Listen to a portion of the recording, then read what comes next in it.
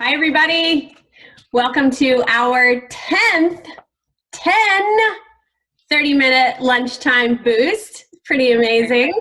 We hope these have been a bright spot in your day, coming to you every Wednesday and Friday in May, and now also in June, because there are so many rock star local women that we want to bring you. So be on the lookout for that schedule. It's coming out. I'm your host, Jen Maceda, the CEO of She's Local, the organization that brings you accessible, relevant, and relatable local conferences, and now digital live engagement opportunities for local women to connect, inspire, and move along whatever path you choose. We are so excited to be talking about energy and self-care with Derith Cass, aka Coach D, the founder of Fierce by Choice. Derith has been in the fitness industry for more than 24 years, and for the last 5 years has been focused on women's wellness as a habit and transformational coach, and we're so grateful for that. Her mission is to empower women to show up for themselves, prioritize their health, and fiercely love the skin they're in. Thank you for joining us, Derith. Oh, my pleasure. I'm so excited to be here. Like Jen and I chatted yesterday, and she said, I think you've been on all of the Zooms on the Lunchtime Boosts. And I've gotten so much out of them. I take notes every time I've popped on. I really have appreciated having this resource during this time. And I've put a lot of the information that I've gathered to use and have shared it with my Fierce tribe. So thank you so much for creating this platform for us. Absolutely. It's our pleasure. And there are a lot of us on the call today that have made this happen. So now let's talk about energy. There are different ways of thinking about energy. Everybody has a different definition. Depends on so many things. So put energy into perspective for us. What are we really talking about when you say energy? I love that question. Energy is giving yourself on the inside what you need to be able to do what you want to do on the outside. A lot of the times when we think I'm tired or I don't have energy, we are relating it to how we feel physically. So in order to have the energy to do all the things that you want to do, you've got to put the stuff on the inside so that it comes out on the outside. And that shows up physically, it shows up mentally, it shows up in your ability to have the capacity to do the things that you want to do. And honestly, the desire to do the things that are on the to-do list and the things that you need to do from day to day. All right, so tell us, what if we just don't have the energy to get out of bed? There have just been a number of those days where I just want to pull the covers back up and just stay in. How do you motivate yourself to make that happen and connect to your own internal energy? Yes, I hear this a lot from a lot of people. I can't get out of bed in the morning, or I don't want to get out of bed in the morning, or I want to hit snooze and I want to stay in bed. It's common. And a lot of the energy that is required to get out of bed, you don't have to jump out of bed, okay? I think there's a misconception that if you're loving life and if things are rocking, you're jumping out of bed. I don't think that that's true. However, you can look forward to getting out of bed if you're doing the things leading up to sleep that give you the energy so you feel rested and ready for the day. And then have a plan once you wake up to get going. And one of the things that I would love to do for those of you that are able to get outside is to pop outside really quick to show you one of my favorite techniques in the morning to generate some energy through the body to get going for the day. Do you want to do that, Jen? Yeah, let's do it. Well, all right, we talked about trying this yesterday. So if you can hop outside, and if you can't, just take notes right now, but I'm going to hop outside. What we're doing is something called earthing. And earthing is basically putting your feet on the earth. And you know what? You guys don't know this, but you've all done this when you've gone to the beach. Are you at the beach, Jen? Look at that background. You're at the beach, baby. So you know how we always say, oh, if I could just get my feet in the sand. And you walk on the beach and you feel the sand on your feet. And of course, yes, you're usually in a pretty area. Yes, you're usually on vacation. But the reason why you get the energy surge that you do is because you're connected to the earth. Your feet are touching the earth and you're directly absorbing energy from the earth. there's electrons in the earth. And what we do is we actually can pull them up through our feet. If you can see my feet. We're actually them up through our feet.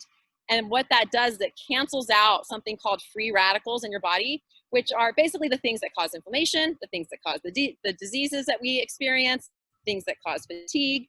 And when you can pull that energy up out of the earth, it automatically cancels out all of that negative stuff that's in the body and allows you to feel like you have more energy, allows you to reduce inflammation. It helps your sleep, and it helps you get out of your head. A lot of the times in the morning, one of the first things people say is that they don't even want to get out of bed because they start thinking about all the things they have to do in this endless to-do list. Well, you want to get out of your head and into your body, put your feet on the earth. And in New England, luckily right now we have great weather, but talk about getting your head out of, or your brain out of your mind and into your body. As soon as you feel that cold floor or earth on your feet, you automatically will get into your body and start to feel. And I think that's a key component to having energy, is focusing on what you feel versus what you're thinking. That's perfect. Yeah. Okay, so that's your morning. I know that you do that every morning, or every morning you possibly can. And I'm going to start to too. I love that. Tell us what happens in the afternoon. There's like this, yay, we're really rocking and rolling. And then by the afternoon, there's a bit of a slump. How do we move over that slump? Yeah, I think right now, I think we all have experienced that 3 o'clock drop, right? We either grab for coffee, or we grab for sugar, or we grab for something. And I think that right now, it's important to remember that quarantine fatigue is a real thing. I hear all the time, like, I'm doing less. How can I be more tired? And the thing is that you're not doing less, you're just doing different. And when you're doing different things, it requires a different energy. And it's an energy that we really haven't learned yet. So be kind to yourself is number one. And know that we're going to have these ebbs and flows in our energy in our day, regardless of what's going on before quarantine life, during quarantine life, and after quarantine life. But setting yourself up in the morning to have what I call anchors throughout your day is going to be helpful, versus having a rigid schedule. I think sometimes, especially right now when things are so unknown, having this rigid schedule can actually create more fatigue and drain your energy more, because you feel like you have to do all these things at a certain time. And if you don't get it done, there's kind of that defeat feeling. And usually by about 3 o'clock, we're pretty beat. We've been running and doing and going all morning. So if you can flip your mindset from having this very rigid schedule to instead having anchors in your day, it gives you the opportunity to move the things around that you need to do, but they kind of can go with the way the wind blows, because every day is going to look a little bit different. Yeah. So I think that alone right there can surge your energy a little bit. So more flexible for sure. Now tell us about self-care. What does it mean to care for yourself, truly care for yourself? And how do we fit also that into our already jam-packed, stay at home, but still packed days? Yes, absolutely. I believe the amount of energy that we have is directly related to the amount of self-care that we do or don't do. And prioritizing your self-care doesn't mean me first. It doesn't mean everybody has to wait until I take care of me. It just means it just means that you also get the time to take care of yourself. You also get the opportunity to do the things that you need to do to feel good. And I think there's also a misconception that self-care is bubble baths and pedicures and massages. It can be those things, absolutely. But if it was only those things, then we wouldn't be able to practice self-care right now, because we're not able to do those things, right? So to me, self-care is knowing what you need to feel your best, and then creating the environment through anchor points, through setting boundaries, to facilitate that feeling. And so it can be as simple as learning how to say no. That's a form of self-care, right? Setting boundaries so that people in your life know what works for you, what doesn't work for you. making sure you have that morning routine to get you energized through your day, giving you the opportunity to kind of sit in stillness and figure out what's going on in the brain, moving your body. So with energy and self-care, there's a foundation, right?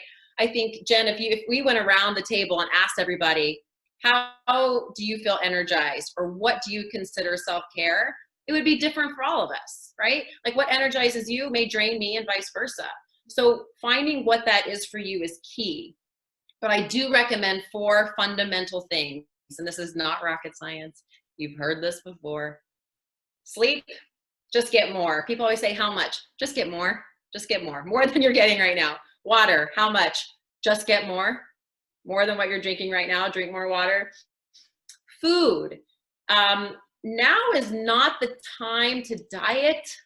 We have so many other stressors in our head because of quarantine life. This is the time. Yay! Score! This is also not the time to try on those jeans or those shorts or those things that are like. I tried on shorts. That was a huge mistake. Do not try on that stuff middle of the quarantine, okay? But food, nourish your body with food. We know what's healthy. We know what's not healthy. Eat healthy most of the time and focus on giving your body what it needs, again, inside so that you have the energy outside. And then movement. I love to move. You guys know, I mean, my original training was as a personal trainer. And so I always come back to fitness and movement as a core component of energy and self-care. It does not have to be in the gym. It doesn't have to be a workout. You just want to move. We're built to move. So walk, roll around the floor, play with your animals, play with your kids, play with your grandkids, you know, do whatever activity you can do to get your energy, to increase your energy by increasing blood flow, increasing your oxygen, especially to your brain. And so, Jen, earlier you asked, what about that 3 o'clock slump, that middle of the day? Movement is key. And I actually have a little movement practice that I'm going to show you. If you want to join in, great. If you don't have to, of course, but you can always just write it down and use it as a tool for later on.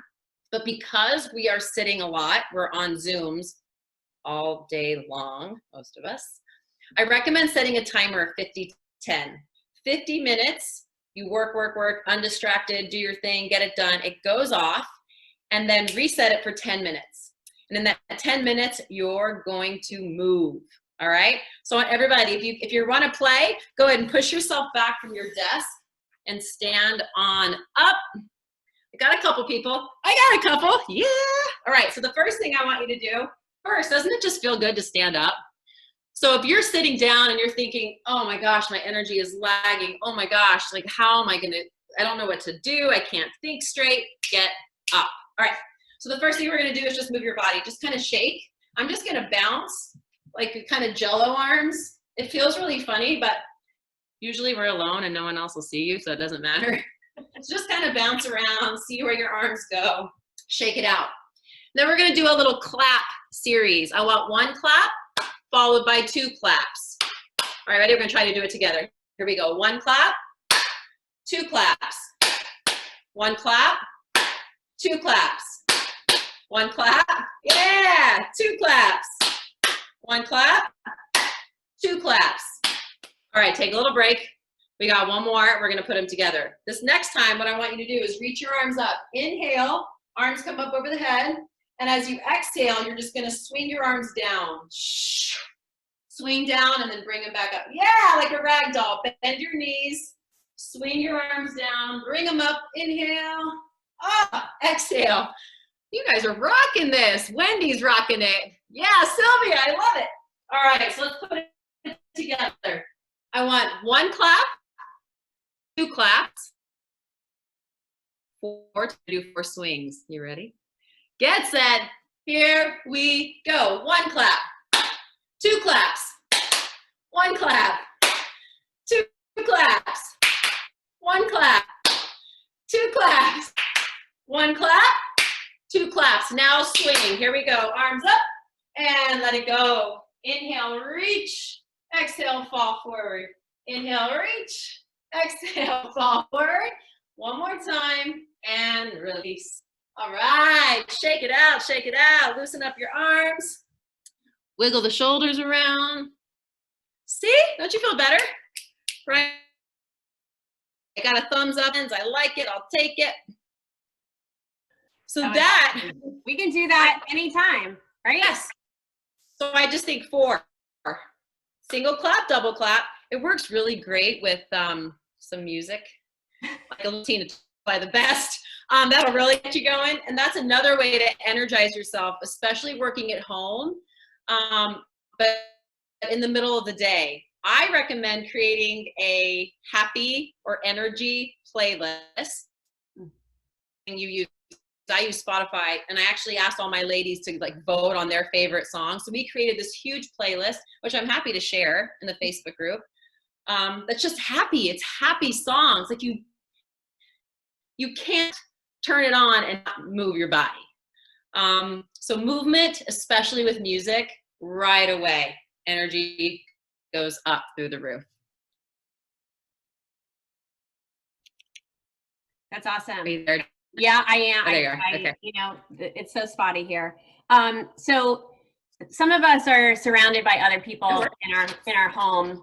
How can we put self-care, put those exercise opportunities, everything that you're talking about into our schedule with everybody pulling us, whether it's work, whether it's people in our house, whether it's animals? How do we make it a priority? Yeah, that's a great question. You know, everybody's adapting right now, and I think that's the first thing to remember is that this isn't a judgment for everyone. I can't do the things that I want to do or that I normally do, but most of us, everybody's in that kind of same boat, right? So I would say that what has worked for most people is the sacred hours of the early morning. Most kids aren't up at that time. And it's kind of like your own little secret getaway when nobody else is stirring in the house. Yes, you're getting up a little bit, some resistance there. But if you go to bed, I mean, we're talking 15 to 20 minutes earlier, just so you get 15 to 20 minutes in the morning. That is probably the best time to practice self-care. And again, like we said, it can look any way that it needs to be for you. But when we start the day, the morning, filling our cup up, and we are in nurture mode, it allows us to have the energy and the capacity and the desire and the patience to be able to take care of all the other things, people, and stuff that we have the rest of the day. Most of the time, if we wake up, we hit snooze a couple times, we get out of bed, we're already in react mode, right? We're on other people's schedules. We're answering to kids need this and kids need that. The dog needs to be taken out and needs to be fed, and there's phone calls and text messages and all this stuff. If you can just push your wake up time a little earlier, even if it's just to sit in complete silence and darkness and sip coffee, it doesn't matter. It could be a workout, it could be journaling, it could be just to sit with nothing else around you, whatever it needs to be for you to fill you up so that when you start your day, you're starting on full and not half empty. Oh, you're muted. I am so good at this. You'd think after 10, I would remember that. Maybe you're just too comfortable. Great. Thank you. We are now going to open it up to questions. We want to know, how are you staying energized? If you have something to share, please do. Raise your hand. Usually a little emotion, reaction at the bottom will come directly to you. I'll unmute you. Please share, ask your question, and then I'll mute you back up. All right, we're going to go to you, Wendy. Wendy. So I'm on the, can you hear me? Yeah. Okay, good. So one of the things that I have a challenge with being stuck at home all the time is, because I'm working at home and I'm doing everything at home. So I'm lucky, when I get excited when I go to the grocery store, which is not that exciting, but, just because I'm getting out. But one of the things I've noticed is that the more I stay home, the more I sit on my couch and watch TV and stuff, and I can't get myself motivated to go do something else, whether it's just to go get the mail down the street or, you know, get a project done in my house or what have you. I mean, I've done things. I'm not saying that I'm totally bad, but being a couch potato, I'm really famous for. So, like, what are some of the things that you can suggest to get off the couch and stop watching movies and stuff like that? Yeah, if anything. Absolutely. And again, this is such a different time that it's normal to go through these periods of not really knowing what to do, and reaching for food and watching TV are such quick fixes that they're such a great go-to, because you don't have to think, it's immediate gratification, and it kind of feels like it's giving you something right away, which is what we're looking for. So I would go back to one of the things I recommend is the anchors, having your anchors in your day.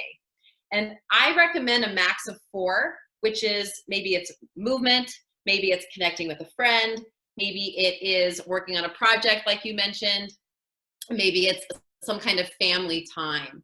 But having these anchors in your day so that you can always have something to go to. When we're sitting on the couch or just watching TV, it's because we don't know what to do, or we're bored, or it feels like it takes too much energy, like you mentioned, to get up off the couch. So if you have anchors, I would say write them down so you can always go to them, so you know what to do when you feel like you don't know. If you don't have the energy to muster to get up off the couch, you can say, oh yeah, let me look at my list of anchors, and that'll give me an idea of something to do. The other thing that I'm finding is that people that reach out to me and say, I'm unmotivated. I feel like there's not the oomph is missing from my day. I recommend tapping into your creativity. I don't know what that is for you. Only you know what that is for you. But giving yourself a chance to sit in stillness, listening to water sounds like the ocean or rain can really start to spark creativity. And I would recommend just writing whatever comes to your mind of all the things you want to do, you could have done, you should have done, so that you have a go-to list, so you don't have to think about it in the moment, because that's what feels challenging, right? It's like, I don't even know what to do. I'm just going to do this. Well, if you already have the list ready to go, you can refer to it right away. That's great. Good question, Wendy. Does that help you, Wendy? Yeah. Okay, you're welcome. My pleasure. All right. Any other questions or ideas? Please share them so that we can hear what you're doing for energy or for. All right, Sylvia, I'm coming to you.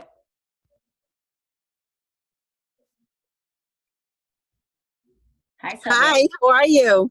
Hi, how are you? Hi. It's nice to see you. Nice to see you. I just want to say thank you. Oh my God, you gave so many awesome tips. I love your 50 to 10. That is awesome. That I'm going to implement every day here. Oh, I'm so happy to hear that. Thank you. It works. And Jen, you actually asked one of the questions I wanted to ask was, what is really like the best time to sort of get going? And for me, it was physical. Is it better in the morning versus in the evening? But I think what you said in the morning, because it sort of triggers the rest of your day and it sort of de-stresses you, I think, right? Absolutely. And you know, I think like many times in these lunchtime boosts, when the question is like, when's the best time? It's what's best for you is always like the default answer. Because for me, I'm pumped and ready to go early in the morning. Some people aren't pumped and ready to go till 2 o'clock, right? So I would say you want to do a little bit of morning me time, which is, again, whether it's meditating, journaling, yoga, or just sitting, so that you feel charged and ready for the day. But then ask yourself, when do I have the most energy? And then that can be the ideal movement practice workout time for you, because number one, it feels natural, so you're going to be motivated to do it. And then number two, you're going to have this extra kind of surge to be able to push yourself and challenge yourself and really get the maximum benefits of the oxygen and the blood and the whole body working together. Awesome. Thank you. You've been awesome. Love this. Oh, my pleasure. Oh, my pleasure. Loved it.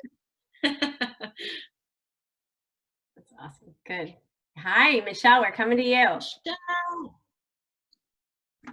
Hello, ladies. This has been awesome. Thanks for that workout too. I totally needed that.